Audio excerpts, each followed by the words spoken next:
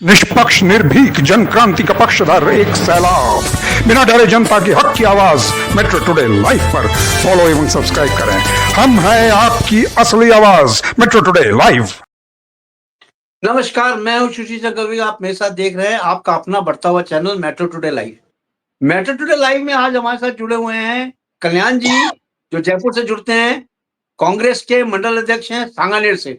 कल्याण जी, आपका बहुत बहुत स्वागत है मेट्रो टुडे लाइव में। धन्यवाद सर, धन्यवाद। कल्याण जी, मेट्रो सिटी यानी कि बॉम्बे में आप देखिए क्या हालात हो रहे हैं। मेट्रो सिटी भी सेफ नहीं है और यहाँ तक कि सेलिब्रिटीज भी कोई सेफ नहीं है वहां पे। अभी आपने देखा होगा 2 दिन पहले सेलिब्रिटी यानी जो सैफ अली खान है, उनके घर में घुस के किसी ने 6 चाकुओं से वार किया है। इससे पहले भी अगर आप देखें, मुंबई सिटी में एक हत्या हुई थी। वो भी हत्या बहुत ही जाने माने शख्स की हुई थी और वो भी हुई थी सेंट्रल में ही हुई थी। अब आप देखें कि कितना ज्यादा बाबा सिद्दीकी की जो हत्या हुई थी उसके बारे में बात कर रहा हूं मैं। और बाबा सिद्दीकी जो थे वो वहां के जाने माने थे, यानी पूरी फिल्म इंडस्ट्री में बाबा सिद्दीकी का नाम चलता था। और बाबा सिद्दीकी वो बाबा सिद्दीकी हैं जिन्होंने शाहरुख खान और जो आपके ये थे सलमान खान, इनकी जो दुश्मनी थी उसको दोस्ती में कन्वर्ट किया था। ये तब से बहुत ज्यादा हाईलाइट हुए थे। तो आप देखिए, मुंबई सिटी भी सेफ नहीं है। अगर सेलिब्रिटीज लोग सेफ नहीं है तो जनरल पब्लिक का क्या हाल होगा। मैं आपसे ये पूछना चाहता हूं और 140 करोड़ जनता आपसे ये पूछना चाहती है और समझना भी चाहती है, यहाँ पे किसकी कमियां हैं? क्या पुलिस वालों की कमी है, या क्या यहाँ पे लॉ एंड ऑर्डर गड़बड़ है, या आप कह लीजिए यहाँ राजनीति ज्यादा हो रही है, या एक और प्रश्न चिन्ह यहाँ पे लग रहा है कि जैसे कि सुनने में आ रहा है कि लोग चाहते हैं यहाँ से, यानी कोई नाम यहाँ पे आया था, वो 2 नाम यहाँ बता रहे थे कि ऐसा नाम आया है कि वहां से चाहते हैं बॉम्बे से फिल्म सिटी वहां से निकल जाए। यानी वो 2 नाम आए थे योगी जी के और मोदी जी के। ये लोग चाहते हैं कि यहाँ पे फिल्म सिटी ना रहे, यहाँ पे फिल्म सिटी यहाँ से निकल जाए। तो आपका क्या सोचना है, क्या इतनी घटिया राजनीति बीजेपी करेगी क्या? देखिए, सबसे बड़ी बात यह है कि राजनीति में सब कुछ संभव है, क्योंकि राजनीति अब बहुत गंदी हो चुकी है। जी। और दूसरा बात यह है कि ये सबसे बड़ा लॉ एंड ऑर्डर का फेलियर है, जहां पर यह कि डबल इंजन की सरकारें हो और फिर इस तरह की स्थितियां हो कि घर में एक 12 माले का आदमी चढ़ जाए, और वो भी एक ऐसी बिल्डिंग में जहां पर बहुत ज्यादा सिक्योरिटी हो, और ऐसे आदमी के फ्लैट में चढ़ जाए जिस आदमी को सरकार ने सुरक्षा दे रखी हो, और एक सेलिब्रिटी हो जो देश का जाना माना आदमी हो, और उस आदमी को इस तरह की स्थितियों से गुजरना पड़े, और रात में कोई व्यक्ति अंदर घुस के 6 चाकू मार जाए। ये बड़े शर्म की बात है कि हम कहते हैं कि देश सुरक्षित हाथों में है। नारा देने से, बातें करने से कुछ नहीं होता है। शिक्षा सुरक्षा के हिसाब से होनी चाहिए। और फिर सबसे बड़ी बात देखिए, ताज्जुब की बात यह है कि उस व्यक्ति का अभी तक पता नहीं है कि वो आदमी वहां तक पहुंचे कैसे। 12 माले यानी 12वीं मंजिल पे जो आदमी इतनी सिक्योरिटी के बावजूद पहुंच सकता है, तो आप और हम अंदाजा लगा सकते हैं कि आप कितने सुरक्षित हैं। क्योंकि हमारे यहाँ तो मेन गेट पे गेट भी नहीं होता, चौकीदार की बात तो दूसरी है। उनके यहाँ तो यह कि सारे इलेक्ट्रॉनिक्स लॉक लगे हुए हैं, सीसीटीवी कैमरास लगे हुए हैं, नीचे चौकीदार गार्ड है, इनके चारों तरफ सुरक्षा है, और फिर उनकी पर्सनल सुरक्षा और है। उसके बावजूद यह है कि व्यक्ति वहां तक पहुंच जाता है और उस व्यक्ति का कोई फुटेज नहीं मिलता। वहां पर उसके कोई फुटेज नहीं मिलते, सिर्फ एक फुटेज मिलता है, इसके आधार पर ये दिखाया जाता है कि ये वो व्यक्ति है जो इस तरह का कांड करके वहां पर आया हुआ है। तो ये बहुत ही एक शर्मनाक और फेलियर स्थिति वाली चीजें हैं कि हम कहते हैं कि हम सुरक्षित हैं, मगर मुझे नहीं लगता कि जब ये सेलिब्रिटीज और इतने पैसे वाले लोग बाग सुरक्षित नहीं है, तो आम जनता को कैसे भरोसा देंगे और आम जनता कैसे सोचेगी कि हम सुरक्षित हैं। कल्याण जी, यहाँ पे कई थ्योरीज काम कर रही हैं। कल्याण जी, यहाँ पे कई थ्योरीज काम कर रही हैं। एक थ्योरी ये भी काम कर रही है कि जब सैफ अली खान को चाकुओं से उसने वार किया था, वो लहूलुहान हो गए थे, ड्राइवर नहीं थे उनके पास ले जाने के लिए लीलावती हॉस्पिटल में, तो ऊपर से कोई आया, उनका रिश्तेदार आया, वो उनको लेके हॉस्पिटल गया। इन द मीन टाइम वो जो शख्स जिसने चाकू मारा था उसको दरवाजे के अंदर बंद कर दिया गया था, लॉक कर दिया गया था, यानी कुंडा लगा दिया गया था। जब ये वापस आते हैं तो वो बंदा बाहर होता है। ये देखिए कितनी बड़ी विडंबना है, बाहर से दरवाजा बंद है, वो बंदा बाहर गायब हो गया निकल के। उसके बाद जब सीसीटीवी कैमरे में एक जगह ही उस बंदे की फोकस आई है, बाकी नीचे उतरता हुआ कहीं नहीं आया है, वो पूरी सीसीटीवी कैमरे में कहीं नहीं आया है। बिल्कुल, हो सकता है ये कोई और चाल हो, यानी अभी तक पुलिस ने खुलासा नहीं किया है, इन्वेस्टिगेशन हो रही है, प्राइमा फेज है अभी। ये प्राइमा फेज के बाद जब इन्वेस्टिगेशन हो जाएगी तब दूध का दूध और पानी का पानी होगा कि एक्चुअली क्या प्रॉब्लम है, क्या हुआ है। क्योंकि साहब, किसी भी सेलिब्रिटी के घर में जाके, जिसमें यहां तक कि जो लिफ्ट है, लिफ्ट भी आपके फिंगरप्रिंट से चलती है, आपके फेस रीडिंग करके चलती है, उसको भी उसने यूज किया होगा या नहीं यूज किया होगा। जो फायर एक्सटिंग्विशर साइड होता है वहां से वो घूमता हुआ ऊपर गया है। लेकिन आप देखिए कितनी बड़ी विडंबना है कि इतनी सिक्योरिटी के पास हो जाने के बाद चला गया वो, उसके बाद सुरक्षित भी वापस आ गया, वार करने के बाद सुरक्षित वापस आ गया, और अभी तक उसका पता ही नहीं है। यही तो विडंबना है देश की जी व्यक्ति 12 माले, सबसे बड़ी बात तो यह है कि आदमी 12 मंजिल चढ़ेगा और उतरेगा, और वो ऐसी बिल्डिंग है जहां पर यह कि सारे सेलिब्रिटीज रहते हैं, और जगह जगह पर फुटेज कैमरास लगे हुए हैं, सीसीटीवी कैमरास लगे हुए हैं। उसके कहीं नहीं आई है फोटो, उसके बावजूद उसकी केवल फोटोज एक नहीं जगह है। कैप्चर हुआ है। यही विडंबना है।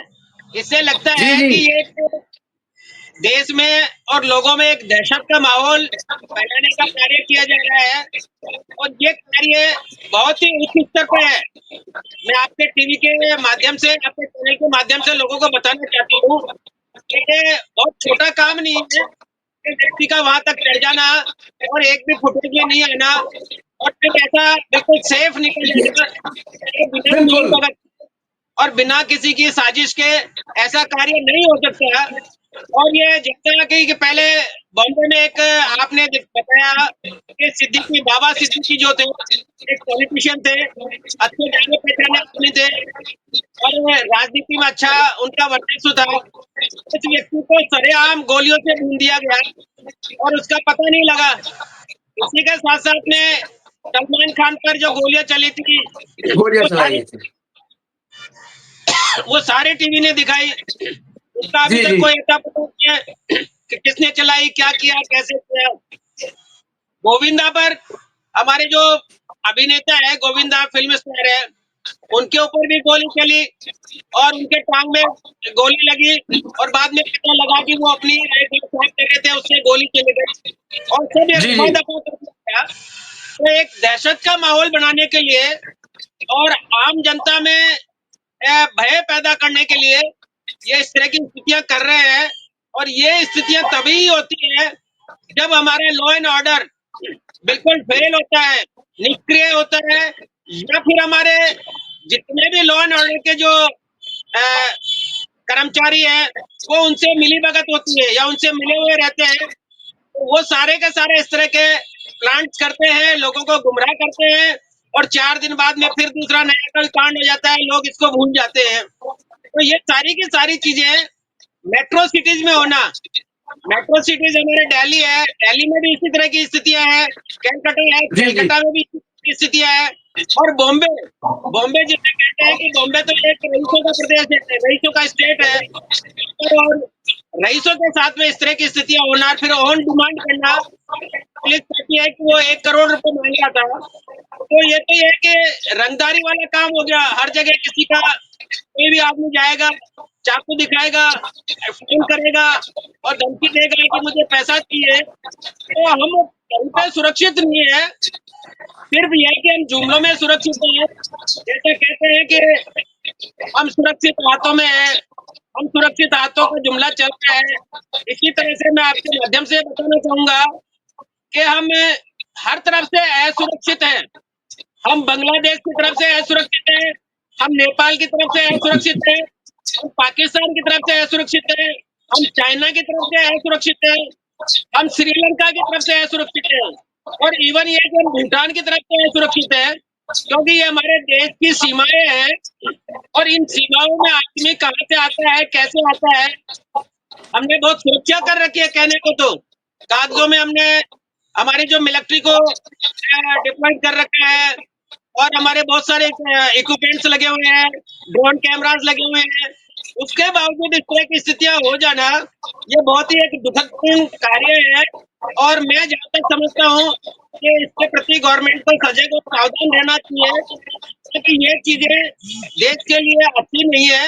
देश में आतंक फैलना, देश में भय फैलना और लोगों में एक डर का भय पैदा होना और पुलिस वालों से खास तौर से असुरक्षा का भावना बढ़ना, तो ये चीजें उचित नहीं है।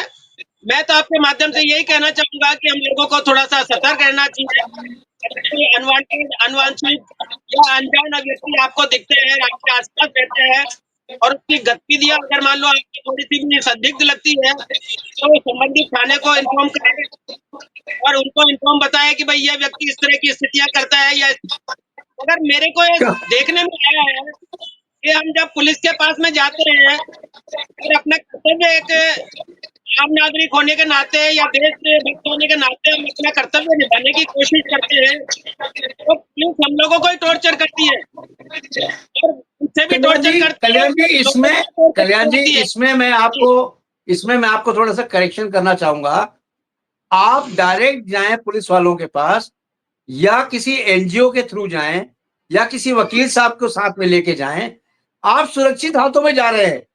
आप ये सोचिए कि उनका काम है लक्ष्य को निर्धारित करके और आपका सहायता करना ही पुलिस का काम है। और पुलिस हरदम आपके लिए सहायता के लिए तत्पर रहती है। लेकिन ये एक मेंटेलिटी बन चुकी है हमारी और आपकी, यानी मेरा कहने का मतलब है जनता की। उनके दिमाग में ये बैठ चुकी है बात कि अगर हम पुलिस थाने जाते हैं तो उल्टे हमें ही पकड़ लेंगे। ऐसा कुछ नहीं है। ये आपके नॉलेज के लिए। जी हाँ, बताइए, बोलिए। देखिए, मैं आपकी बात से सहमत हूँ और पुलिस का कर्तव्य भी यही है कि वो हम लोगों की सुरक्षा करे। मगर मैं रिसेंटली एक जयपुर का एक वाकया था, मैंने पेपर में पढ़ा था कि कोई व्यक्ति रात में आता है और गाड़ियों की बैटरी चुराता है और उनको बैटरी चुराते हुए पुलिस की गश्त जो वैन होती है वो लोग उनको रंगे हाथों पकड़ते हैं। पुलिस वाले उनसे बैटरियां ले लेते हैं और उनका आगे जाके छोड़ देते हैं। जब सवेरे वो व्यक्ति की बैटरियां चोरी हुई है गाड़ी से, वो पुलिस में रिपोर्ट करता है और अपने सीसीटीवी कैमरे चेक करता है, तो उसमें पुलिस की गश्त, पुलिस के लोग और वो दोनों व्यक्ति जो चोरी करते हुए पकड़े गए, वो लोग बाग उसमें दिखते हैं। तो ये ऐसी स्थितियां, ऐसे कार्य लोगों को भ्रमित करते हैं और लोगों में भय फैलाते हैं। मैं आपको ये भी बताना चाहता हूं कि पुलिस को अगर आप इन्फॉर्म करने जाएंगे तो पुलिस आपके बारे में पहले सारी इंक्वायरी करेगी कि आप इनके खिलाफ क्यों रिपोर्ट दे रहे हैं, आपको क्या तकलीफ है, आप अपना काम कीजिए। और उन लोगों को इन्फॉर्म करती है जिनके खिलाफ आपने रिपोर्ट दी है, वो लोग आपसे लड़ने आ जाएंगे, आपको थ्रेट देंगे, धमकी देंगे और आपका जीना मुहाल कर देंगे। तो ये जो स्थितियां होती जा रही है डे बाय डे हमारे लॉ एंड ऑर्डर की, ये बहुत ही दयनीय स्थितियां हैं। इसलिए आपके चैनल के माध्यम से भी मैं हमारे जो पुलिस के अधिकारी है या हमारी जो सुरक्षा प्रहरी है, उनसे निवेदन करता हूँ कि ऐसी चीजों को परे करे और जनता में एक थोड़ा सा आत्मविश्वास पैदा करे कि हम आपकी सुरक्षा के लिए हैं, हम आपके हित चाहते हैं। अगर कोई होता है तो उसकी तुरंत कार्रवाई करे, ऐसे व्यक्तियों पे जी लगाम लगाए और जो व्यक्ति रिपोर्ट करता है या सूचना देता है, उसकी सूचना थाने से बाहर नहीं जाए, आम जनता में नहीं जाए। जिसको रिपोर्ट, जिसके खिलाफ रिपोर्ट करी है, उस व्यक्ति तक नहीं पहुंचे। अगर उस व्यक्ति तक रिपोर्ट पहुंचती है, रिपोर्ट करता पता लगता है कि इसने मेरे खिलाफ रिपोर्ट करी है, तो पुलिस तो ये कि समझा के चले जाती है, मगर वो आपसी दुश्मनी हो जाती है और बाद में वो बदला लेने की कोशिश करते हैं, जो उनको प्रताड़ित करते हैं, उनकी फैमिली को परेशान करते हैं और कई तरह की बातें जो होती है। इसलिए जनता थोड़ी सी पुलिस वालों से और हमारे प्रशासन के जो हमारे प्रहरी है, उनसे परहेज करती है। एक थोड़ा भय से बैठा हुआ है। मैं ये नहीं तो कहता कि सारे पुलिस वाले करप्ट है या सारे पुलिस वाले उनसे मिले हुए हैं, मगर कोशिश ये होती है कि जब चावल देखते हैं तो एक दाना अगर कच्चा रहता है तो हम ये मान लेते हैं कि सारा दाना कच्चे हैं।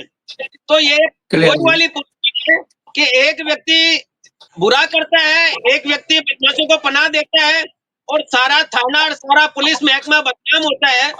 तो वो बदनाम होने से बचे, लोगों में आत्मविश्वास जगाए, लोगों को अपने संपर्क में रखे क्लियर और ऐसे लोग बाग कल्याण जो जी जी कल्याण जी जी मुंबई जी में पहले था, आंतक था अंडरवर्ल्ड डॉन का, जी जिसे हम डॉन कहते थे।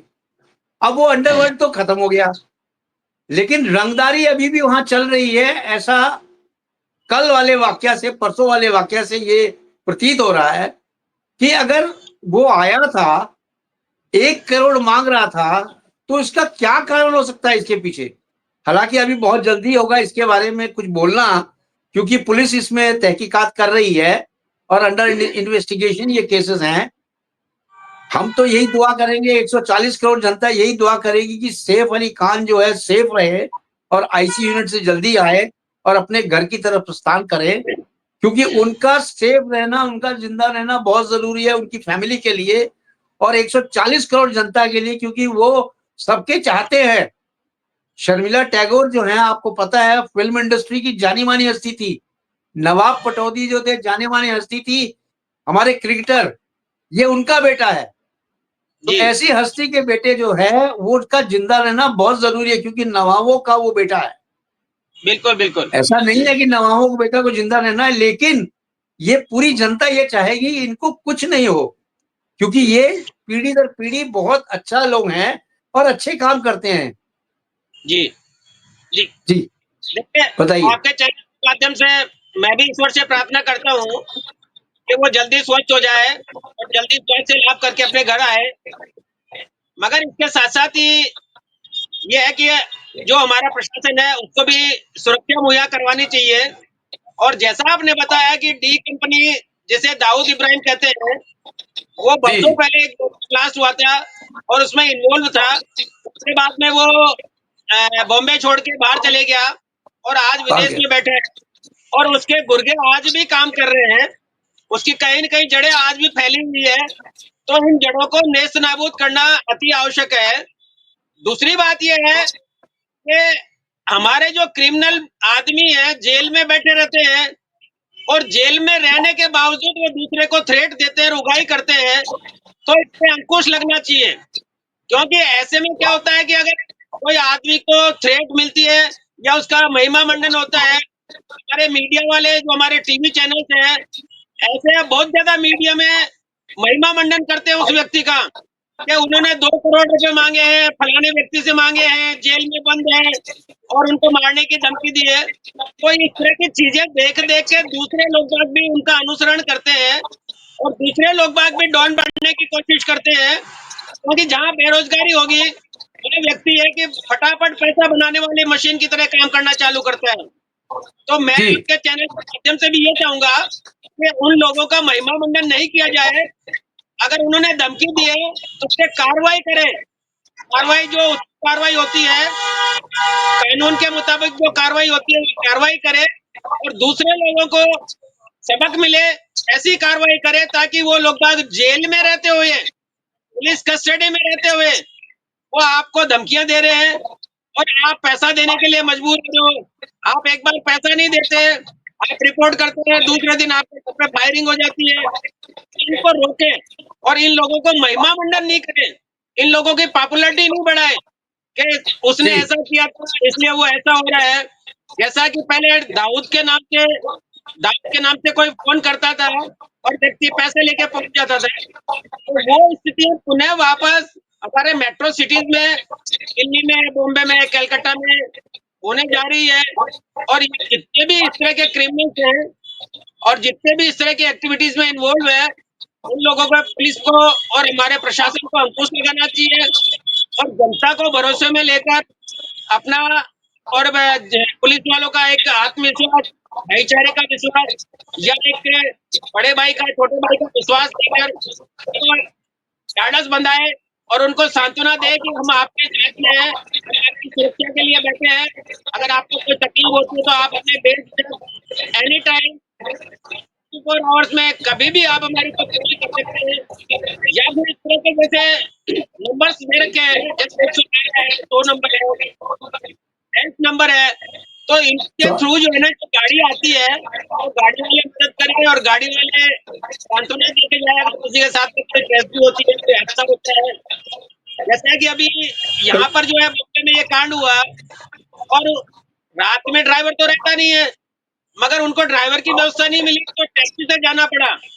ऐसे में अगर मान लो पुलिस को फोन करते हैं या हमारी पीसीआर को फोन करते हैं तो वो उनकी व्यवस्था कर सकते थे, वो ले जा सकते थे, वो उनको सुरक्षित एडमिट करवा सकते थे। ये तो पैसे वाले और बलाढ्य लोग बाग हैं, एक गरीब आदमी के लिए बहुत मुश्किल हो जाता है, उसको टैक्स करना भी मुश्किल हो जाता है। इसलिए मैं तो यही चाहूंगा कि हमारी पुलिस थोड़ा सा हमारे मददगार बने और हमारे लोगों को जो विश्वास है उसको बनाए रखे और डर को दूर करे। कल्याण जी देखिए, वो जो सैफ अली खान पे जिसने अटैक किया था वो तो अभी पुलिस कस्टडी में है, अभी पर्चे खुलने बाकी है, उसकी इंटरोगेशन हो रही है। प्राइमा फेस तो ये बोलता है कि ये जो था चोर चोरी करने ही आया था, लेकिन जब वो पकड़ा गया, पकड़ने के बाद उसने ये कहानी रची है कि मुझे 1 करोड़ रुपए चाहिए और इस तरह की जो कहानियां आ रही हैं, ये तो हम सुनी हुई बातें आ रही हैं। लेकिन नौकरानी के भी हाथ में लगी है चोट, ऐसी बात नहीं है, उसको भी चक्कू से उसने मारा है। अब आप देखिए, इतनी इतनी चीजें हो जाती हैं मेट्रो सिटीज में। अब मेट्रो सिटीज का इसमें कोई दोष नहीं है, लॉ एंड ऑर्डर का इसमें कोई दोष नहीं है, क्योंकि लॉ एंड ऑर्डर, अब वो पुलिस जो है घर घर में थोड़ी रहेगी, पुलिस तो अपना काम कर रही है। पुलिस ने देखिए, जैसे ही ये घटना हुई है उसके बाद पुलिस आई है, उसने अपनी कार्रवाई की है, उसको शख्स को सीसीटीवी कैमरे सारे लिए गए हैं, सीसीटीवी कैमरे से फुटेज निकाल के उस शख्स को अपने कब्जे में ले लिया है। वो शख्स अभी पुलिस के कब्जे में है, अब उससे इंटरोगेशन हो रही है, बड़ी जल्दी ही खुलासा हो जाएगा। हो सकता है शाम तक या रात तक एक बुलेटिन आ जाए उनके बारे में, जो चोर है, और वो पूरी कहानी बता दे कि क्या है क्या नहीं है। लेकिन तब तक हमें धैर्य रखना है, धैर्य रखने के बाद सैफ अली खान की जो जिंदगी है उसके लिए दुआएं मांगनी है, क्योंकि इनका जिंदा रहना बहुत जरूरी है। और इस समय आईसी यूनिट में है वो, अभी बुलेटिन आया था, सवेरे भी आया था बुलेटिन, अभी वो रिकवर कर रहे हैं, अंडर रिकवरी है। जी जी हाँ। तो देखिए, इस तरह से, हाँ बोलिए बोलिए जब कोई बोलिए बोलिए। अपार्टमेंट बनता है और उस जी अपार्टमेंट 12-12 माले या 12-12 मंजिल होती है तो उसमें एक आदमी नहीं, उसमें सैकड़ों आदमी रहते हैं, सैकड़ों बिल्कुल। परिवार रहते हैं और उसकी सिक्योरिटी रहना बहुत अति आवश्यक है। हम इसको थोड़ी देर के लिए ये भी मान ले कि चलो एक चोर है तो चोर को उसका रूम के लॉकर्स नंबर कैसे मालूम पता लगा कि इससे गेट खुलता है, क्योंकि सारा डिजिटल है, देखिए, सारे डिजिटल है। इसके साथ साथ में यह है कि जब ऐसी बिल्डिंगों में कोई आदमी प्रवेश करता है तो बाहर चौकीदार जो होता है उसकी एंट्री करता है, उससे दस्तखत करवाता है और उससे पूछता है कि कौन से माले पे जाना है, किसके मिलने हैं, तो वो कहाँ गए। और उसके बाद ये देखिए कि सबसे बड़ी बात यह है कि 12 मंजिल आदमी चढ़ गया और कैमरे में उसका विजुअल नहीं है, कहीं पे उसके फोटोज नहीं है, कहीं केवल के केवल भगवान एक करे जगह ऐसी फुटेज मिली है। इतने कहीं पे माले ऐसी चढ़ने के बाद केवल एक जगह ही उस आदमी की फुटेज आई है, जी वो भी जी नीचे उतरते समय, वो भी नीचे वो उतरते समय, ऊपर जाते समय नहीं है। बिल्कुल। जी इसीलिए मैं कह रहा था आपसे कि हम कहाँ सुरक्षित हैं, हम हमारी सुरक्षा में कहाँ चूक है, ये देखने जी वाली जी बात है कि ये सपोज करो वो आदमी चोरी करने के लिए गया था या और जी अन्य जी किसी प्रकार से गया था, कल को मान लो वो हाँ वहां पर कोई एक्सप्लोसिव आइटम डाल दे, कोई बम जी डाल जी दे, कुछ कर दे, तो सैकड़ों आदमी की जान जा सकती थी और सैकड़ों आदमी की जान जा सकती है। इसलिए हमको सावधान रहने की आवश्यकता है। हमारा जो सिक्योरिटी सिस्टम है उसको और थोड़ा सा मजबूत करने की आवश्यकता है। और जो ऐसी बिल्डिंगें हैं वहाँ पर जो व्यक्ति बैठते हैं, चौकीदार बैठते हैं, सीसीटीवी कैमराज जी है, उनके वीकली चेक होने चाहिए क्या सीसीटीवी काम कर रहा है नहीं कर रहा है, या और कोई कोई कमी तो नहीं है, कहीं से दीवार तो टूटी नहीं है, कहीं से कोई आदमी का एंट्रेंस अलग से तो नहीं होता है। तो ये चीजें देखने वाली चीजें हैं और इनको सर सजग रहकर दुरुस्त करने की आवश्यकता है। और मैं चाहूंगा कि हमारे पुलिस प्रशासन जो हमारा सुरक्षा का जिम्मा है उसमें वो भी थोड़ी बहुत इसमें गहन चिंतन करे और आगे से किसी बिल्डिंगों में इस तरह की स्थितियां नहीं हो या ऐसी स्थितियों को रोका जा सके, उसके बारे में विचार विमर्श करे और लोगों से जी राय और मशवरा करें। और भी है जी जी कल्याण जी, इसमें सबसे बड़ी बात जो है, ये देखने वाली बात है और ये सोचने वाली बात है कि वो इंसान चला जाता है और अपना सारा कार्य करके पकड़ा भी नहीं जाता है, निकल जाता है, सुरक्षित निकल जाता है।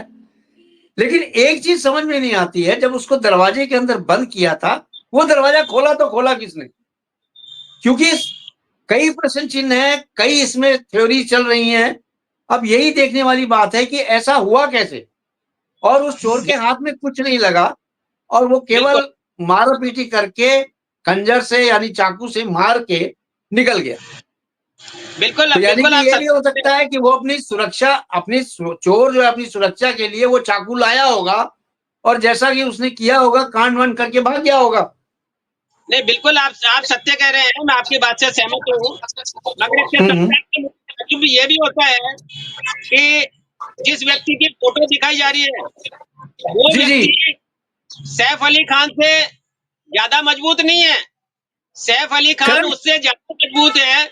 और सैफ बिल्कुल अली सही कहा खान आपने। एक्सरसाइज करते हैं, उसके बावजूद वो अकेला व्यक्ति उनको घायल करके चले जाता है और एक नहीं छह छह वार करता है। ये बड़ी विडंबना और ताज्जुब की बात है।